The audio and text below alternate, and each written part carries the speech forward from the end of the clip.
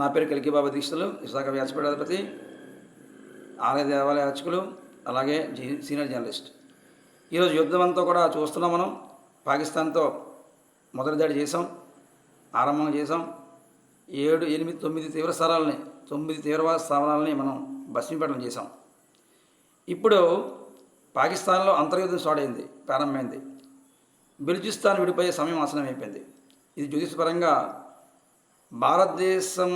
భారతదేశానికి హాని చేసినందుకు ప్రతిఫలంగా పెహల్గాంలో దాడులు చేసి 26 మంది అమాయకుల్ని అతి దారుణంగా కిరాతకంగా చంపినటువంటి తీవ్రవాదుల యొక్క దాష్టిక చర్యకు, దారుణ చర్యకు పరాకాష్ఠగా ఈరోజు పాకిస్తాన్ ప్రజలు అంతర్యుద్ధం చేస్తున్నారు.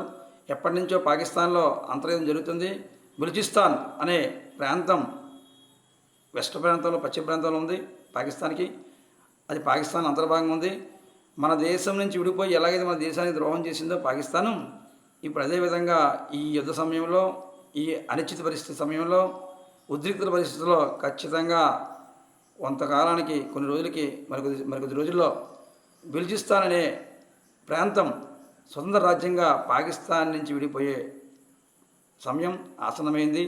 ఇది జ్యోతిషశాస్త్రపరంగా షడ్గ్రహ కూటం నడుస్తుంది. అందులో గ్రహం వెళ్ళిపోయి ఇప్పుడు పంచగ్రహ కూటం నడుస్తుంది. ఇది భారతదేశానికి అత్యంత అనుకూలమైన పరిస్థితి. ప్రపంచ దేశాలకు ఈ షడ్గ్రహ కూటం వల్ల విభేదాలు, విపత్తులు సంభవిస్తాయి. కానీ భారతదేశానికి విజయ గర్వంతో ఉండేటువంటి ఆధ్యాత్మిక గ్రహబలం కూడా మనకి జ్యోతిషశాస్త్రపరంగా లభిస్తుంది. కాబట్టి ఖచ్చితంగా బెలూచిస్తాన్ అనేది విడిపోతుంది.